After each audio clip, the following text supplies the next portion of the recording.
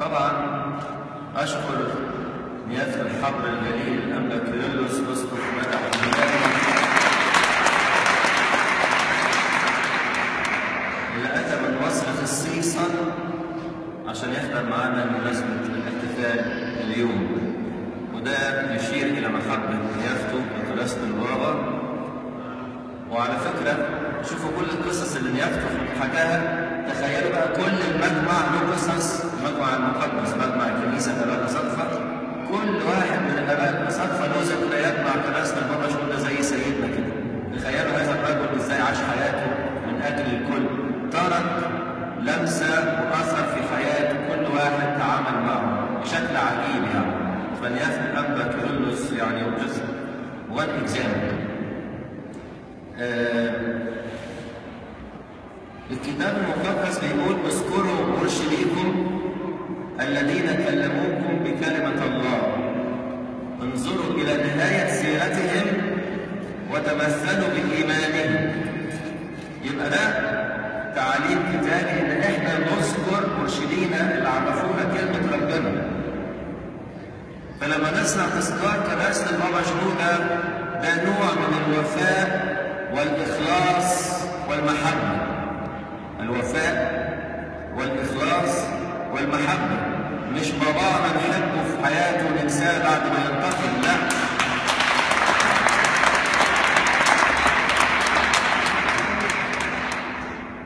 هو أبونا اللي علمنا وعرفنا طريق ربنا، وكلنا اتلمسنا تحت قدميه.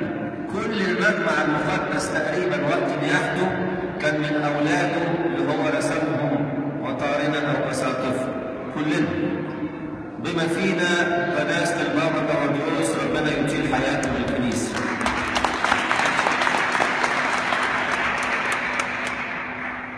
وبالمناسبة دي أنا عايز أشكر الأخ نبيل على اهتمامه واستنصاره على هذا التذكار. هو ابن مخلص لقداسة البابا، وكان دايما قداسة البابا شنودة يقول له أنت نبيل مدلع، يبقى لازم تتدلع.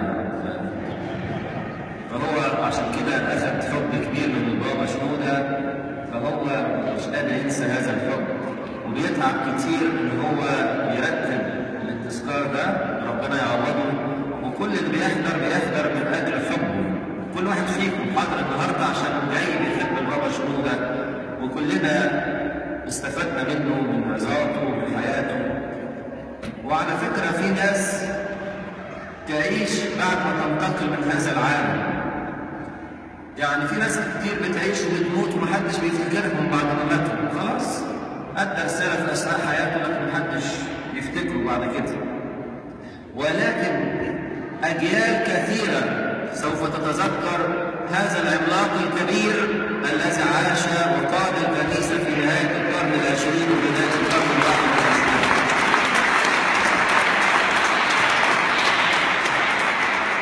طبعا التاريخ يسجل، حتى لو ناس عايزة تنكر أو عايزة تنسى، التاريخ يسجل في 150 كتاب اللي كتبهم قداسة البابا شنودة. هيروحوا فين دول؟ 150 كتاب، أكثرهم ترجم إلى كثير من لغات العالم. عظات لا حصر ليها، عظات روحية، عظات عقائدية، عظات طقسية، عظات رهبانية، عظات وطنية أيضا. ما نقدرش إن احنا نمحي هذا التاريخ. أنا عايز أختصر الكلمة بتاعتي في 4 نقط بسرعة يعني. حياة قداسة البابا: طفولة مؤلمة، شبيبة طاهرة، رهبنة قاسية، بابوية مبهرة. نبدأ بالنقطة الأولى وهي الطفولة المؤلمة. انتوا عارفين ان قداسة البابا شنودة تنيحت امه بعدما ولدته مباشرة، فلم يرى امه، طفل يتيم. وكان دايما يقول اكيد الناس فكرت بعد ما انتقلت امه بعد ما ولدته يا ترى الطفل ده مستقبله هيكون ايه؟ مين يتخيل ان هو يبقى بطل في الكنيسه؟ مش ممكن. لكن كان دايما يقول ان ربنا هو اللي بيعتني بينا وربنا هو اللي بيدبر الامور. ولذلك كتب في الشعر: احقا كان لي ام فماتت، امني ولدت خلقت بغير امي، رماني الله في الدنيا غريبا، احلق في فضاء مدلهم، واسال يا زماني اين حظي باخت او بخال او بعمي، وهل اقضي زماني ثم امضي، وهذا القلب في عدم ويضني، واسال عن طريق واسال عن صديق لا اجد، كاني لست في اهلي وقومي. ده يعبر عن مشاعره وعن فقدان لامه الغاليه. عاش طفوله قاسيه، وهذه الطفوله القاسيه انشات منه رجل قوي. شوفوا كان يقول لسيدنا الانبا كيرلس ايه؟ راجل ليه؟ الدلع ما يطلعش رجاله صراحه كده. الحياه القاسيه الصعبه تطلع رجاله، وعلشان هو عاش طفوله قاسيه طلع راجل بجد.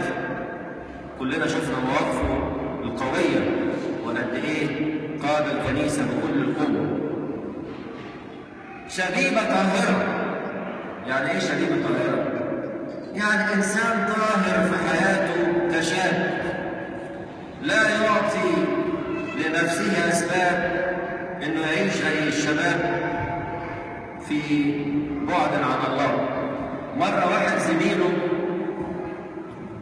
وهو شاب يعني بيحكي، بيقول انا تنبأت للبابا شنودة انه هيبقى البابا، فبيحكي الكنيسه، بيحكي القصه. بيقول ايه؟ بيقول مره كان يعني في الخمسينات كده او الاربعينات، كان ساعات الموضه القصير يعني زمان، الست بنت ممكن يلبسوا قصير كده، فهو ماشي بنتين جايين من الناحيه الثانيه، فالشخص دوت لقى البابا شنودة راح مغمض عينيه ومدور عينيه، لا يعطي لنفسه سببا حتى لو حد ماشي في الشارع يغمض عينيه ويدور وجهه. فقال له انت هتبقى البابا لما لقى بهذه الطهاره وبهذه النقاوه، ونحن نحرص ونعلم على الاحتشام الواجب لكل امرأة. ولكن يوريك ازاي عاش شبيبة في طهارة، شاب طاهر، شاب نقي، عارف طريقه وطريقه واضح قدامه. دخل الرهبنة نمرة 3، رهبنة قاسية. دخل الرهبنة سنة 1954، وتنبأ أحد المطارنة في ذلك الوقت على أنه هيكون البطرك، فقال في يوم 18 يوليو سنة 1954، وده كان يوم رهبنته، قال، وده كان مطران قديس يعني، قال اليوم البطريرك بتاعنا اترهبن. تنبأ قبلها ب17 سنة انه هيبقى البطرك. وانا في مره بسال قداسه البابا، كنت معاه في كليفلاند عشان اشوف القصه دي حقيقيه ولا بنطلع كلام يعني، فاكد لي بقى فعلا قصه حقيقيه، وقال لي اسم المطران، وقال لي حصل مره ثانيه بعد ما الرهبن كان ماشي وشافه وكان قاعد مع مجموعه، فقال لهم ده هيبقى البطرك، وهو لسه كان راهب عادي يعني.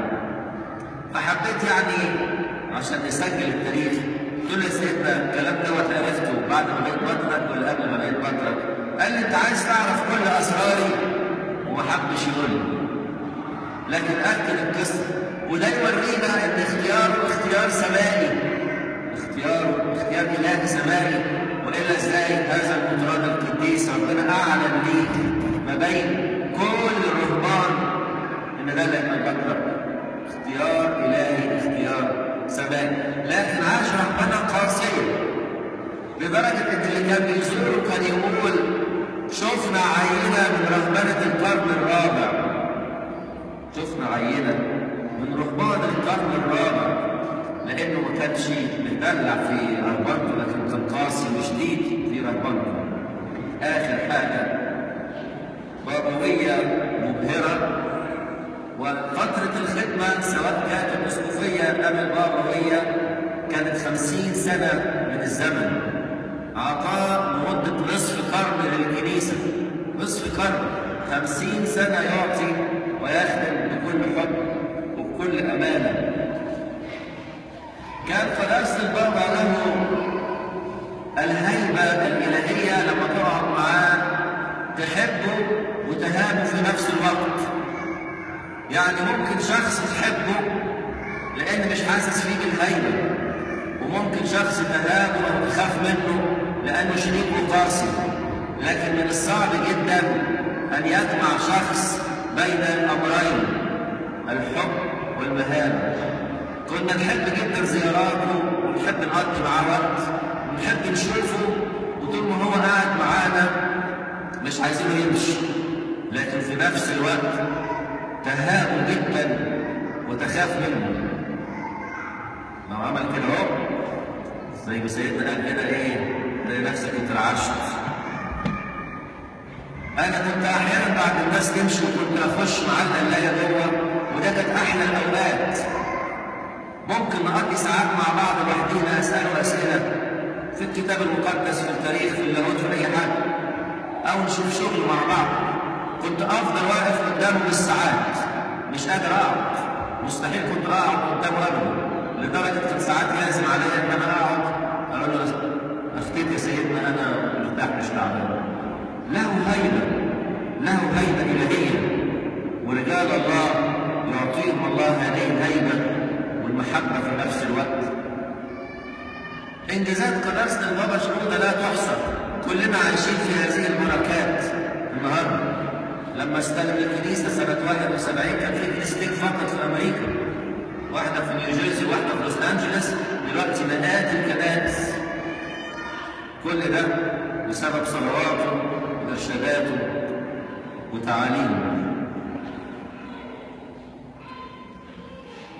انا عايز انهي بالكلام عن ما قدمه لنا السيد خالد الغراف، ولكن قبل ما اتكلم عايز اقول لكم قداسة البابا قال ايه في حب الوطن. في حب الوطن قال عن الوطن: نحب نيله واراضيه وشوارعه وحواريه ومزارعه وصحاريه، نحب صناعه وفلاحيه، نحب مستقبله وحاضره وماضيه، نحب علماءه ومرشديه، نحب أقباطه ومسلمين. ده جزء من قصيدة كبيرة قالها.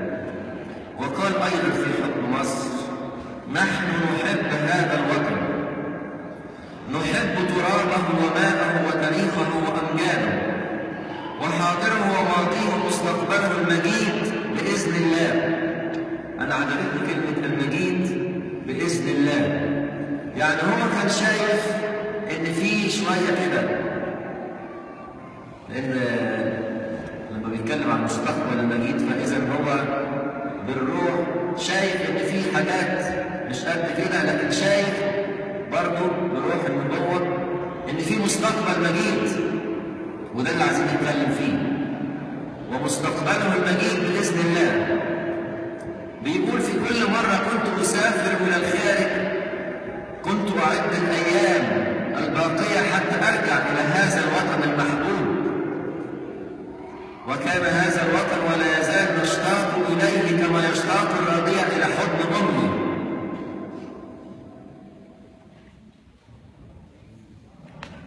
فمصر كما يشتاق الرضيع إلى حضن أمه وكما يشتاق العصفور إلى عشه، فمصر أمنا جميعا، ومصر ستظل مشرقة قوية بجميع أبنائها. نحب كل أحد، نحب المسلمين كما نحب المسيحيين، إننا لا نعرف سوى الحب. دي من كلمات قداسة البابا في حب الوطن. وأنا بالمناسبة دي عايز أقول لكم وأشجعكم جدا إنه تشاركوا في موضوع الشهادات الاستثمارية. حب الوطن ده لازم يكون في دمنا. علمه لنا قداسة البابا شنودة، ويعلمه لنا أيضا قداسة البابا طوابرس الذي قال: كل العالم في يد الله، أما مصر فهي في قلب الله. كلمة جميلة برضه.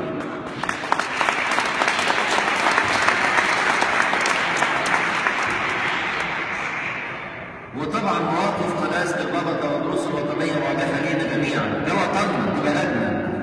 لما نلاقي بلدنا تحتاجنا لابد أن نتحرك. وبعدين اللي شرحه الأستاذ السيد خالد، أنت مش خسران حاجة، بالعكس أنت هتكسب. البنوك هنا مش بتدي أي فوائد، تقريبا صفر. ولو حطيت سي دي برضه هتاخد أقل من 1%. فهو بيقول لك تاخد على السي دي 3.5 سنة، و3 سنين 4.5، و5 سنين 5.5. إيه ده؟ مش هتلاقي في أي حتة دي، مش هتلاقي في أي حتة. وتاخدها كمان بالدولار. يعني أنا مش عايزك أنت بس تحط، ده أنا عايزك تقول لزملائك كمان في الشغل وجيرانك واللي تعرفهم: تعالوا نحط في بنك بيدي الريتس دي، غير موجودة، غير مسموع عنها. بلدنا تحتاجنا، ويجب على كل وطني يحب مصر أن يتحرك ويعمل شيئا.